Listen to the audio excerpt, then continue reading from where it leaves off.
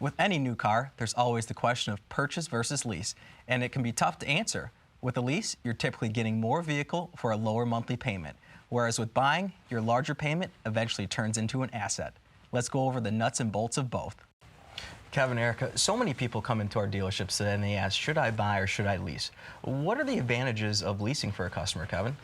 Well, there's a lot of advantages, and I don't know if there's a right answer, so we never want to push leasing on everyone, but about 60% of our customers we find do like the leasing because of many options, and one of them is traditionally it has a much lower monthly payment, and also it allows them to get into a vehicle more frequently every 3 years or so with the latest and greatest technology. Yeah, absolutely. With leasing, you know, there's some financial obligation and restrictions. What if a customer wants to get out of their lease early, Erica? What options do they have? They have a number of options, which is really great. I think that's one of the other advantages about leasing is the fact that they have more options in a much shorter amount of time frame than if they were to purchase a vehicle. A lot of times they're coming in and they don't have nearly as much obligation left on that lease versus if they were to take a loan out for 5 or 6 years. And so getting into another vehicle out of a lease is pretty easy. What about at the end of the lease and a customer says, oh, my lifestyle changed, I drove over the miles. What penalties do those customers incur and what can the dealer do to help? Well, the three options they have at the end of the lease is to buy it for an agreed upon amount known as residual, and that is set from the manufacturer up front. That's their first option. The second option is to turn it in if it's worth less than that or they want something else, then those miles become a factor. And generally it's anywhere from 10 to 20 cents a mile depending on the manufacturer. So we do have to take that in consideration. But oftentimes if they're releasing another same brand, they'll have loyalty money, and a lot of the manufacturers will work with somebody. But we want to find out up front, what is your lifestyle? We realize it may change.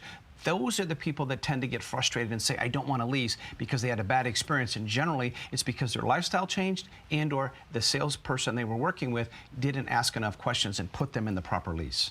That makes sense. You know, a lot of customers, when they sit down with our brand specialists are trained to go over 10 or 12 or 15,000 mile options. Are there options for people that drive 20 or 25,000 miles a year? Absolutely. You know, the old stigma of leasing is that, oh, I can only drive X or I can only drive this. And I think that's what drives a lot of people away from it, truthfully. Yeah. The other thing to be said about that is that when you get into a higher mileage lease, maybe the payment isn't quite as attractive as a traditional lease of maybe a 10,000 mile or 12,000 mile a year lease. But absolutely, we see it every day. So Kevin, back to you. What would you add on the benefits of leasing versus the buying aspect, which customers are traditionally known to do?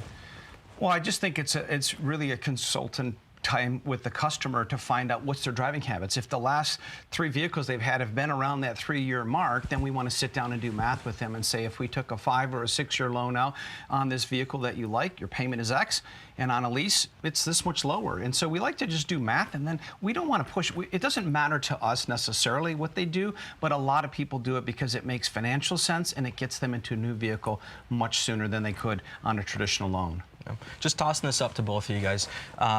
You know, what are the benefits to the manufacturer, the customer, and the dealer when you lease a vehicle? Well, I think one of the biggest benefits to the customers, they have more options more frequently, and they have an opportunity to be able to get into a vehicle typically with less financial obligation. And they have an option to be able to get into a vehicle that's, you know, again, latest, greatest technology, safety, all of that, and they can do it in a much shorter time frame as opposed to an obligation to a buy. So for the customer, it's better because of the monthly payment and the things that Erica said. It's also good for us as the dealership because they have to do something in 3 years. They've got to make a decision. Am I going to buy it? Am I going to turn it in? Am I going to get another vehicle? So it puts them into the market. So from a dealership standpoint, we like that. And for the manufacturer, the same reason for the dealer, the customer, there's a good chance that they're going to get into another vehicle, hopefully the same one. But if not, and that vehicle the customer doesn't buy, either the dealership can buy it or the manufacturer can, and it becomes good used vehicles for them to put at their auctions. So if I understand you guys correctly, there's a lot of benefits for both the dealer and the customer, and as well as the manufacturer. One being you get to turn in your car after 3 years or whatever the agreed upon lease term is. You can choose to buy it out at the end if you fall in love with the car, or you can just rid your hands of it because the manufacturer owns that financial obligation. Correct. And I think it's a win-win-win for everybody. No, all the way around. Thanks, guys.